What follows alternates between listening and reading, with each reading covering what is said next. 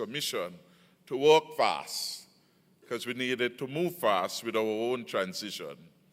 You found that the public service is really a part-time functioning entity, that the public service can be commanded or called upon Monday if there's an emergency because no meeting set for Monday. You got to wait till next month. Or lucky you if the chairperson not there and nobody else want to take a decision by round robin. You're stuck for months. Inefficiency and all the attendant weakness of indiscipline, those are allowed to prevail.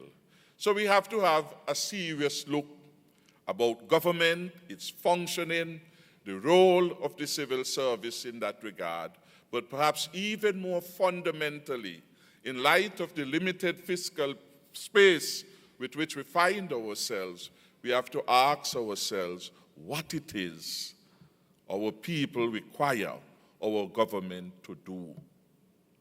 By and large, in our small states, the governments are carrying too much. The governments are being asked to carry too much. And until the private sector becomes the engine of economic growth, and until we incentivize the small and medium-sized enterprises, until we are able to take the young fellas and the young ladies from the ghettos, from those communities in which they engage, in what the Commonwealth leader like to call learned helplessness. Until we are able to do that, our governments are going to continue to be oppressed, as it were, by the demands that are being put on it.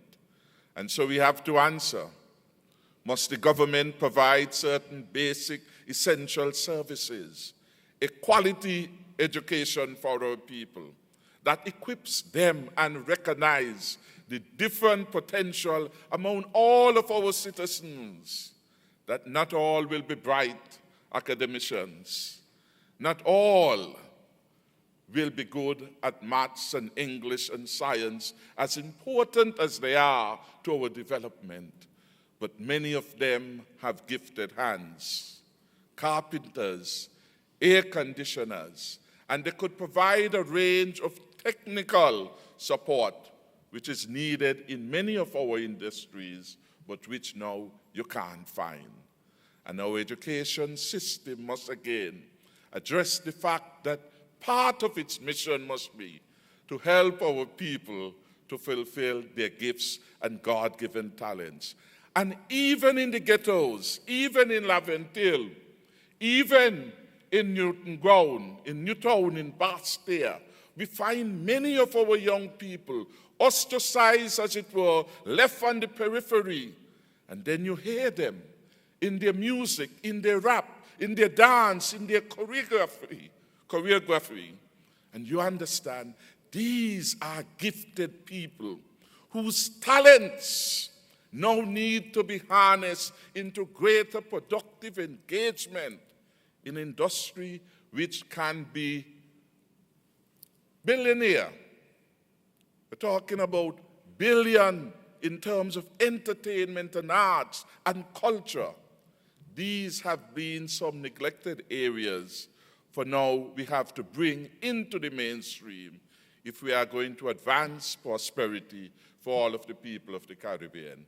So again, I want to end on a note of thankfulness for the new ideas and the not so new one, but for the timely reminder that there's so much that we need to do, and we have such a limited time in which to complete it. May the discussion help enrich us and guide us as leaders to work better, smarter, to deliver on the mandates of our people. God bless you.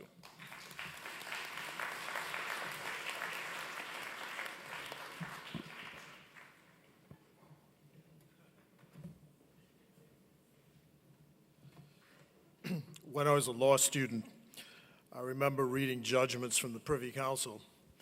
And one of the things the judges used to say, I have had the advantage of seeing the speech of the noble and learned Lord so-and-so. and I adopt all that they have said.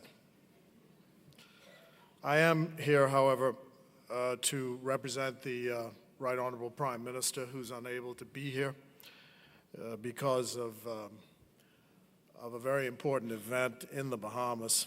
He is faced with, well, he is leading the way in the first carnival that the Bahamas is organizing. And this has become somewhat of a contentious political issue at home, so it requires him being here, and he's asked me to represent him. And I want to reinforce the fact by my presence that the Bahamas takes very seriously its membership in CARICOM and the present chairmanship of CARICOM. And he would have been here had it been possible. I listened to all of the discussion, and earlier today, someone raised the point of the public administration. And the distinguished Prime Minister just spoke about that issue. I want to say that in my previous life, I used to be a journalist, and in 1980, following the defeat of Michael Manley as Prime Minister of Jamaica, I had the opportunity to interview him and asked him to what did he attribute his loss at the polls. One of the things he mentioned was, and I never forgot it, was that the pace of change, he said, the pace of change by the political directorate could not be supported by the public administration, that the public administration literally sagged beneath the weight of the changes that the political directorate wanted to bring about. And I think that that is an important thought. The woman who raised the point here earlier today made an important point, that all of the things we talk about, all of the ideas we talk about, have to be carried out and executed by the public administration. And it seems to me that it would be well worth our time to concentrate on how we can cause the public administration to execute in a quicker and more timely fashion. For example, at one of our summits of the Americas, we had agreed for the formation or the incorporation of companies to take not more than 30 days. Companies, of course, being the instrument through which the private sector executes a lot of what it does. For example, in the Bahamas, it is said it takes something like 6 months from the day you decide to go into business to the day you can turn the key in the door. It takes you about 6 months to get through all of the regulatory provisions. And the idea was to reduce this in all of our nations across the hemisphere and in the region to less than 30 days. There's another thought I want to share, and that is the question of whether we are reformers or revolutionaries. The Bahamas tends to be at the more pragmatic end or minimalist end of the spectrum. And the view is that CARICOM is an invention by our forefathers, and that is the central body through which we ought to execute much of what we're talking about. It is the regional project. It may need to be reformed, added, and changed, but that is the project that we should work on. We also think that the University of the West Indies, as one of the adjuncts of the CARICOM project, needs to be strengthened and supported. And I say in aid and comfort, a recent conversation, I hope I'm not telling tales out of school, with the distinguished president of Trinidad about the fact that he, as a student of the University of the West Indies, got to experience life in other parts of the region and to meet other people from other jurisdictions. And that enhanced and enriched his own experience and appreciation for the region. And there is a regret that in recent times there's been a reversal of that trend, where, notwithstanding the conversations about regionalism, it appears that the institutions or the countries themselves are drawing into themselves and into their own institutions, and therefore this cross-fertilization is not as dynamic as it should be.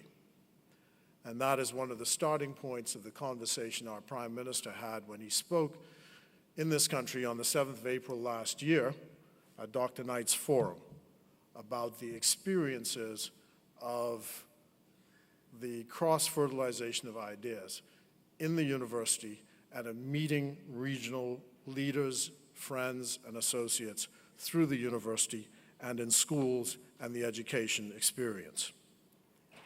In fact, he says that he mentions how he met Lester Bird as a long jumper in Jamaica, and he struck up a lifelong friendship. And he said he should also mention that there was a time when a valiant effort was made by a group of Caribbean students to make him a steel band player. And this group included included Compton Bourne, who went on to get a PhD and becoming the principal of the UWI's St. Augustine's campus and then the Caribbean Development Bank. He adds ruefully, despite his best efforts, I never made my mark in music. Having been relegated to the bass, I was told by my Caribbean friends that it appeared as if my left hand did not know what my right hand was doing.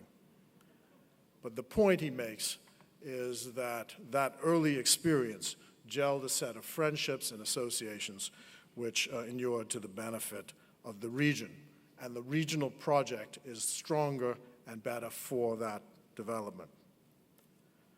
And so, as the now chair of CARICOM, he comes to say that he wants to use his chairmanship to support the themes that he espoused in the address last year, the implementation deficit of which I spoke, the issues of climate change, the development of agriculture, the cooperation in tourism, the knowledge economy, the development of sports and culture, and more generally, human development. So in this sense, the Bahamas is at the point where it says to this forum, as to the development of our region, let 100 flowers bloom and let 100 schools of thought contend. We believe that the future of this region is bright. We believe we have the capacity to chart a course for a bright economic future, and we are ready and engaged to meet the tasks ahead. Thank you for this kind invitation.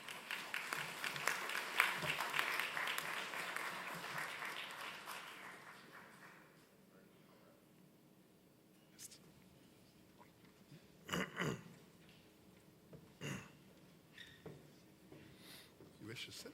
You wish to sit there? You wish to sit there? Yeah. Go right ahead. Go right ahead. Go right ahead.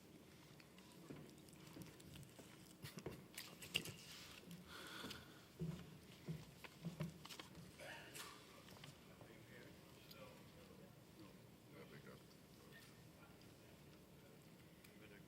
Yeah.